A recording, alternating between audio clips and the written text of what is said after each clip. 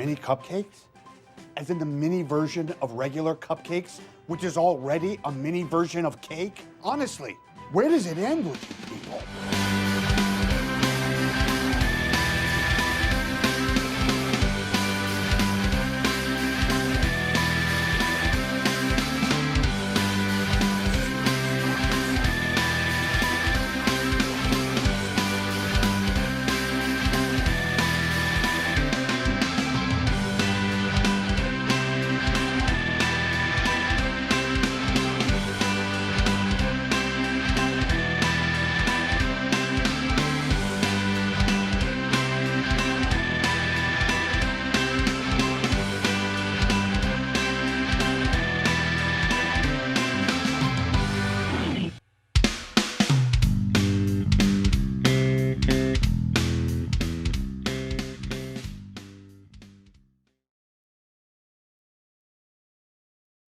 Hello and welcome to Washington Post Live.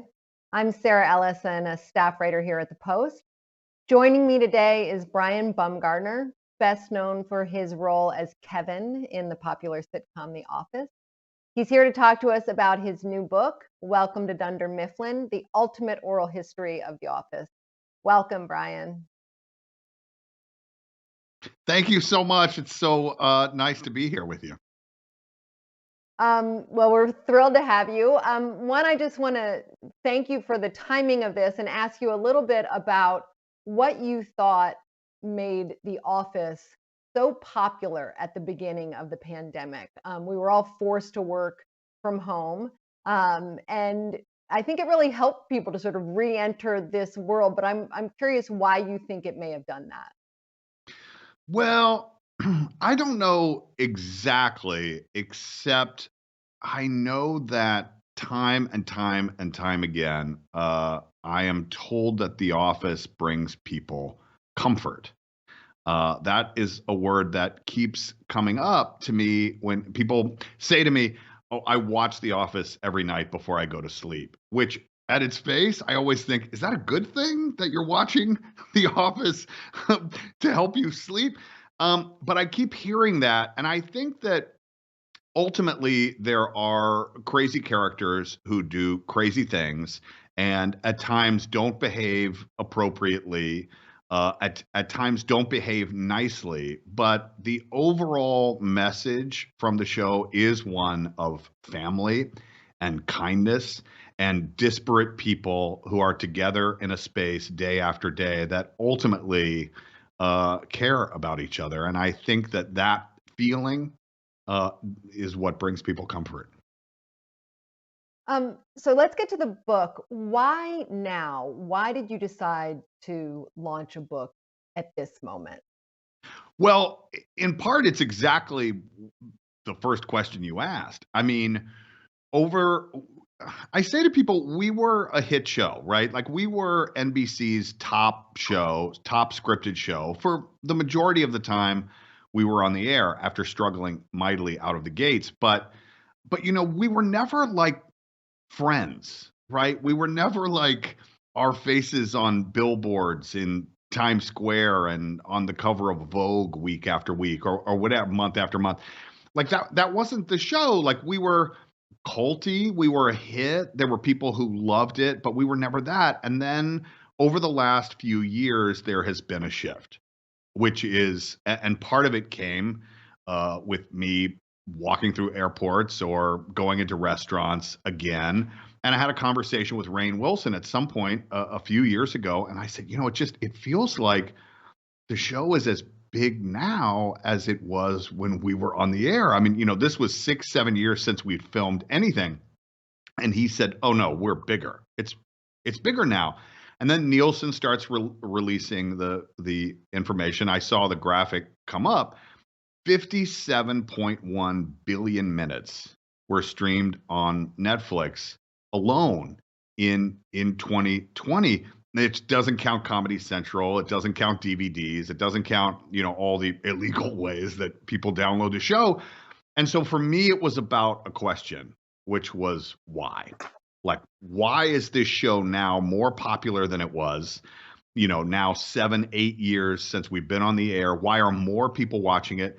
and why are young people watching the show? So yeah, for me, it wasn't about, oh, let's get the gang back and tell old stories, though there is that.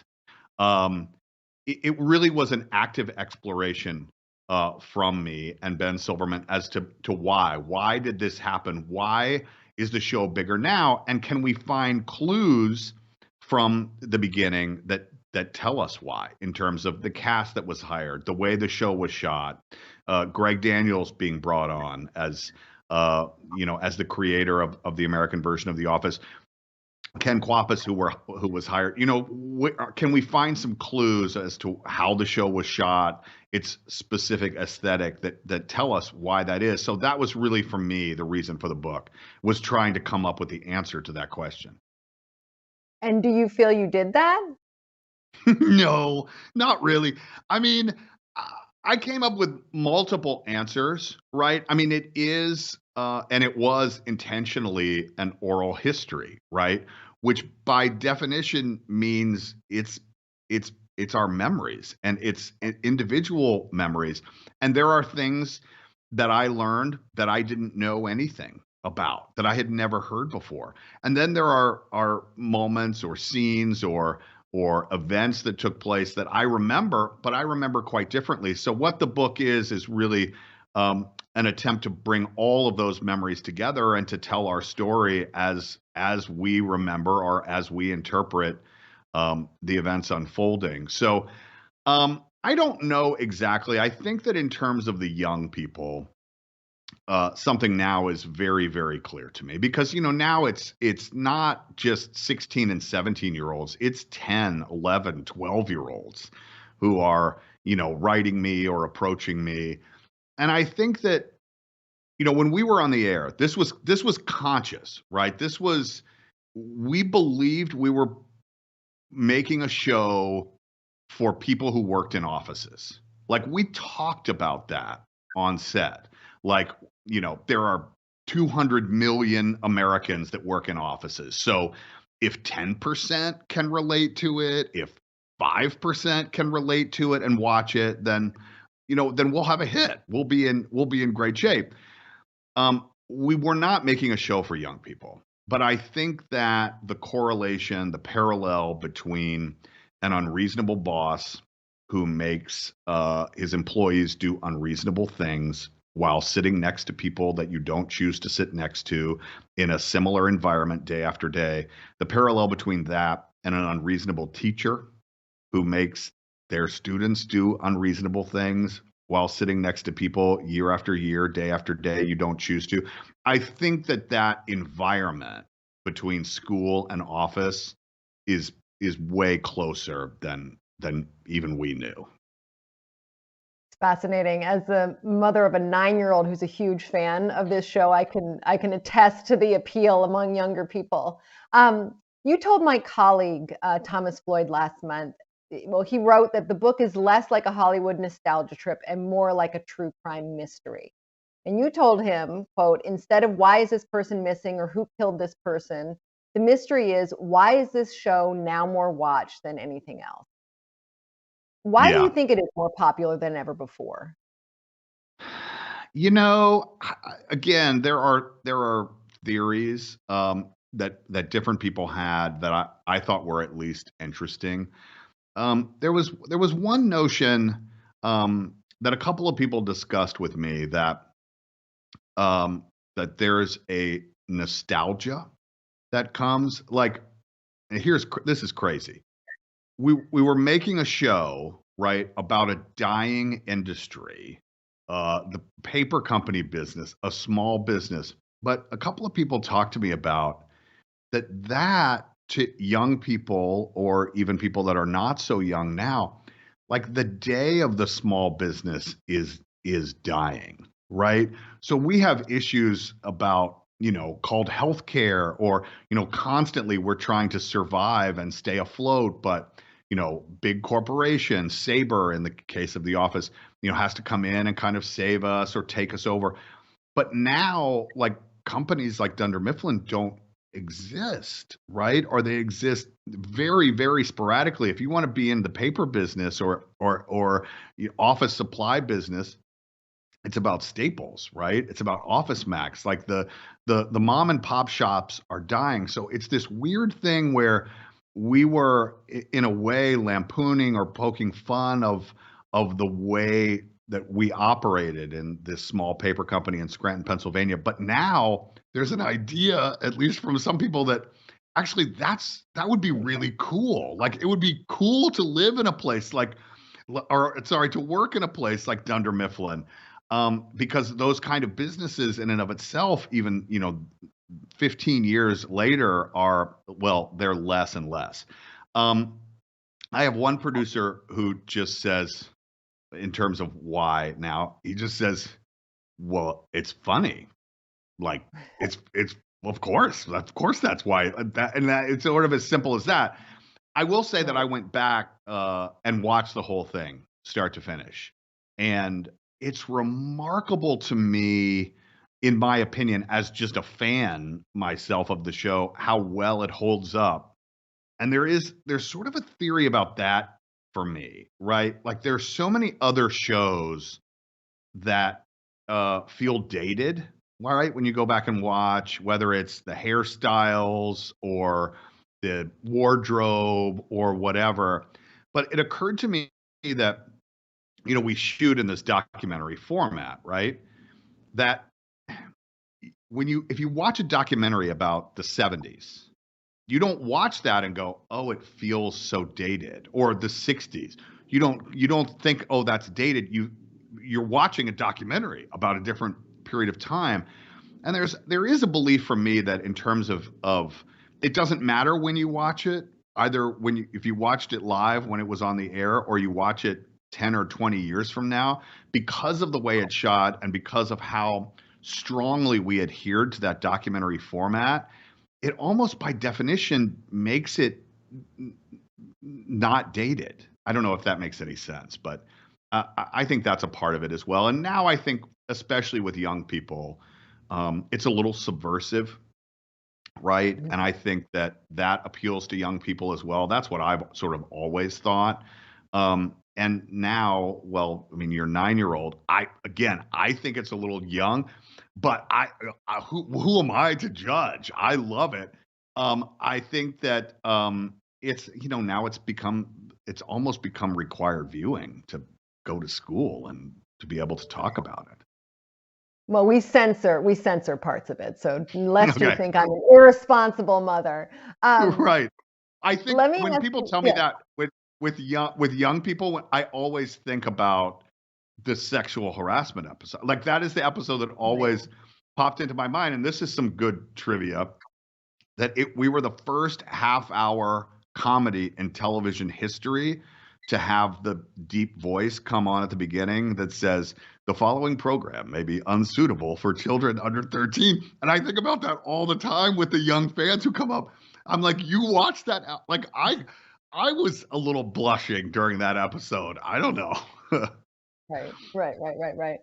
Well, when you were going to your coworkers and talking to them about the book, how receptive were they to go back and unearth some of their memories and some of the secrets that you all had been through together?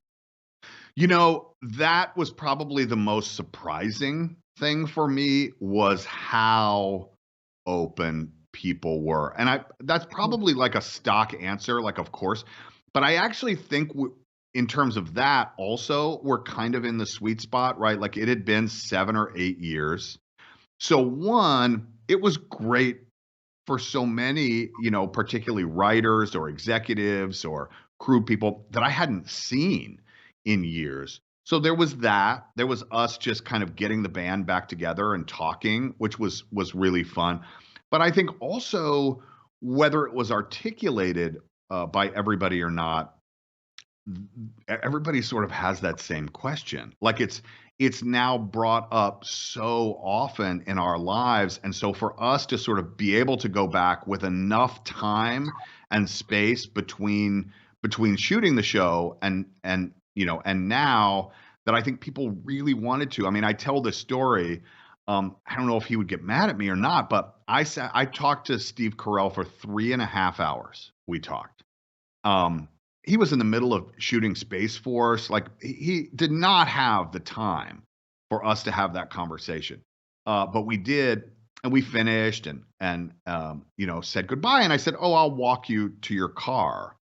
And we walked down, went down an elevator, went out to his car, and we were just chatting. And then we stood by his car and talked for another 30 minutes. And I was like, wait, we don't have the mics down here. What do we do? Why did we stop upstairs? But no, I think there's just a genuine curiosity and also just feeling how special it is that it has had, not just survived, but is thriving so many years later. And, I think for all of us, it's particularly gratifying because look, let's be honest.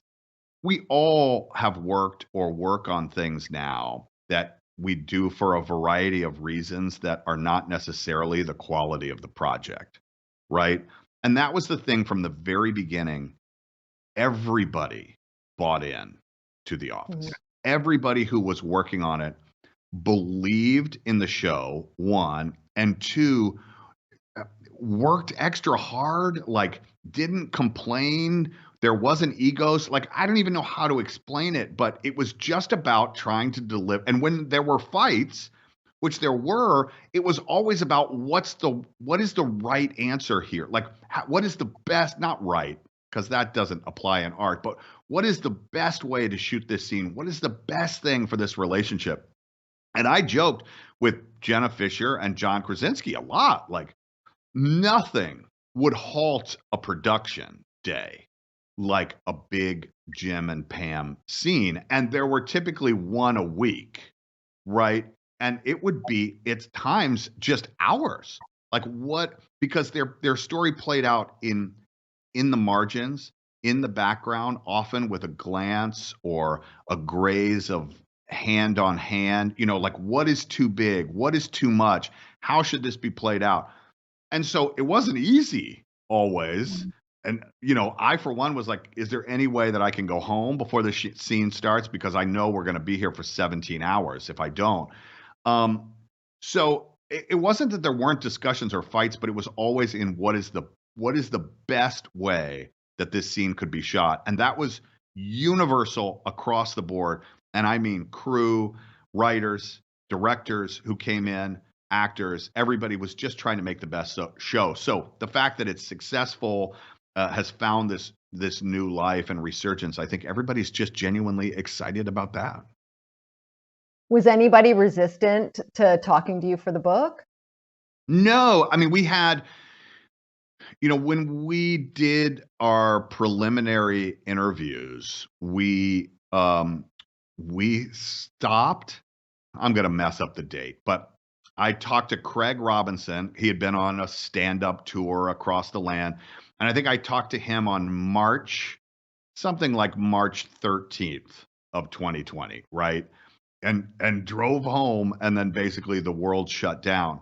So there were people that I then had to talk to over Zoom, which I wanted to do everybody in person. I went to New York a couple of times. We have some people there who, I wanted to talk to. So there were a few people because of schedule and the changing world of COVID that I wish that we had been able to talk to, but didn't. But no, we sat down. Everybody who came in, nobody was like on a clock for sure. As somebody who writes for a living, I know it can be difficult. I'm wondering, was there a difficult part of putting this book together, or what was the most difficult part of it? Well, I think that I'm not a writer or a journalist, right? I mean, I joked. We were trying to talk about every aspect of the show and the world of the show, and it immediately became like, well, I have to go to Scranton.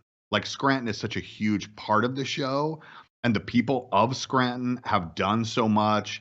Been a couple of huge events. I mean, we threw our wrap party not at like the Beverly Hills Hotel, but we went to Scranton and threw the party there because we felt like that's where we needed to go. And so I felt it was really important for me to go back, and I kind of joked when I was there, like I'm not a journalist, but I'm pretending, I'm trying my best to be. So I think that was, that was the difficulty, I think, but also the strength. I mean, we had talked initially about me not sort of hosting, writing, doing all the interviews, but ultimately we decided that first person, um, that I may not ask the best questions. I may not know exactly what to ask, but the questions that I will ask will be based on a shared history. And I think what we got, because it was me, um, was way better. Yeah, I mean, it's interesting because you did talk about your ability, the discussion of whether to have a journalist do it or you do it yourself.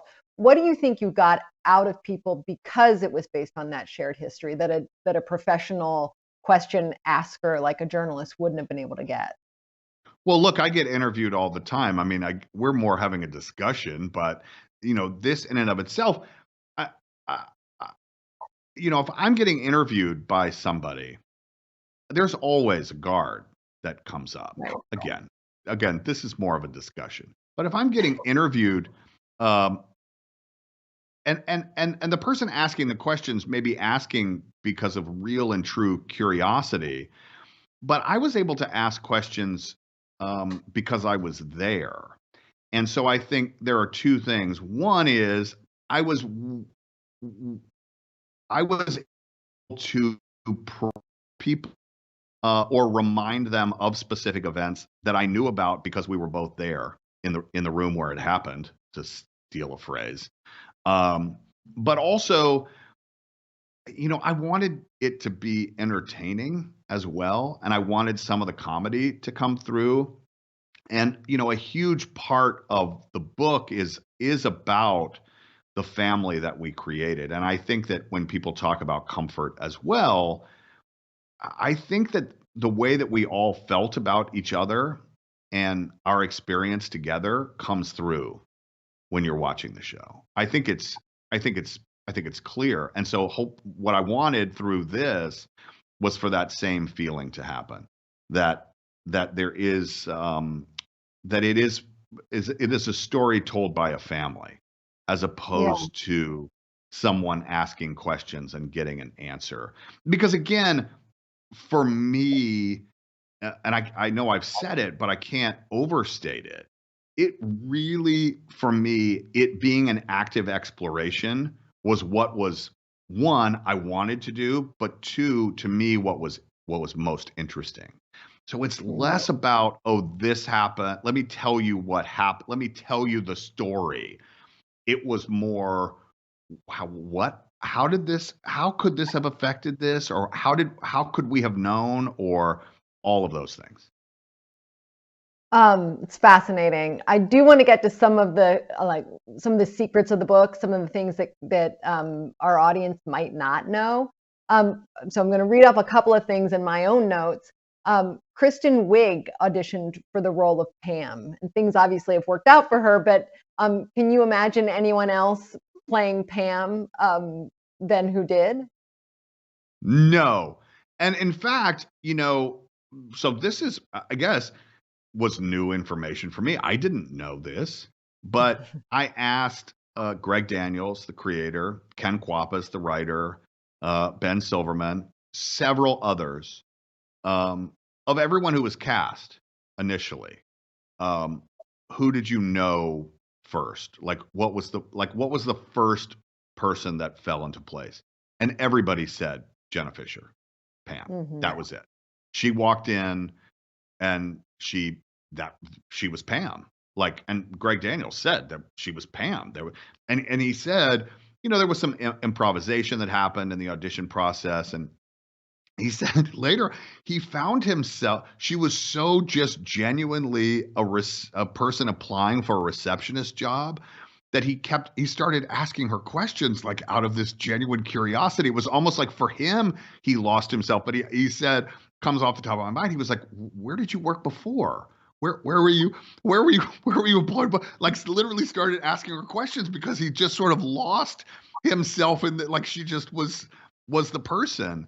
Um, and it's fun. Like I don't know why I thought, I think I assumed everyone would say Rain. Like I think because for me, he's just such a particular form of weird.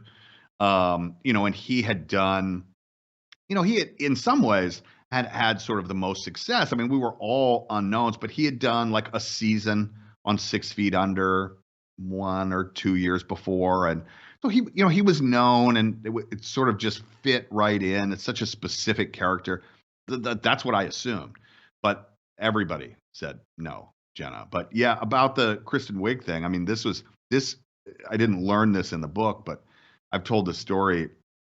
When Steve Carell left, Allison Jones came to me and said, she was looking for artifacts in her records, things that might have been interesting. She said, I didn't really find anything for Steve, but I found this for you. And it was the final list of who they were considering for Kevin. And it was Eric Stonestreet, who went on to do Modern Family, obviously, and Jorge Garcia, who went on to do Lost and many other things, and myself. So now I just feel like I should have been Cam in Modern Family. That it could have worked out that way. Well, and Paul Rudd didn't want Steve Carell, or he had reservations about Steve Carell taking on his role, which I didn't know until I read your book. Yeah, he told Steve, don't do it. Don't do it, man. It's going to be terrible. The show's going to be terrible. Don't go in. Well, I guess Paul was wrong. Can you take me to there? You've had some famous fans. Barack Obama is sort of probably one of your most famous fans. And can you talk about the moment when Steve Carell shared a letter that the former president wrote to him?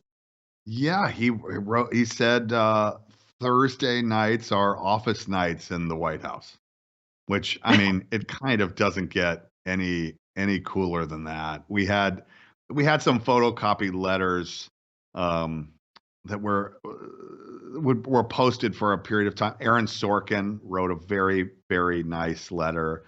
Barack Obama, some others that were kind of posted outside of the office, right before we walked in.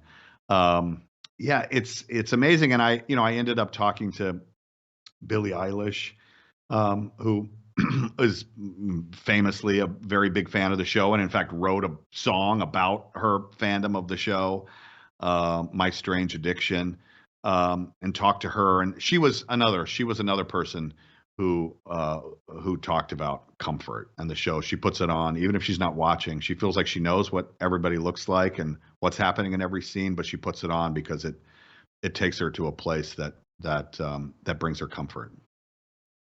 You made a reference to this earlier, but the show barely survived its first season. I wanted to we only have one more question left, but quickly, why did it almost not survive that season, and why do you think NBC renewed it?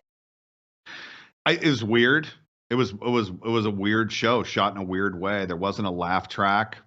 The camera was moving around and jittery, and we didn't look like the cast of Friends, or as we were coming out of the age of Friends, or as Ben Silverman says, or Baywatch, which was like Friends in bathing suits. We were different, and it took some time to catch on. And one of the chapters of the book is about what happened that second season. I think that there are a lot of reasons, but if 40-Year-Old Virgin doesn't come out at the beginning of season 2, then suddenly we have the biggest comedy movie star on the planet on our show. It probably dies before any of the other things could happen. That's fascinating. I'm afraid we're going to have to leave it there. I have so many more questions to ask you. Thank you so much for spending the time with us this morning. Thank you so much. I appreciate it. So everyone, thank you for joining us. Please register on WashingtonPostLive.com to see what other programming we have coming up. And I'm Sarah Ellison. We will see you again soon.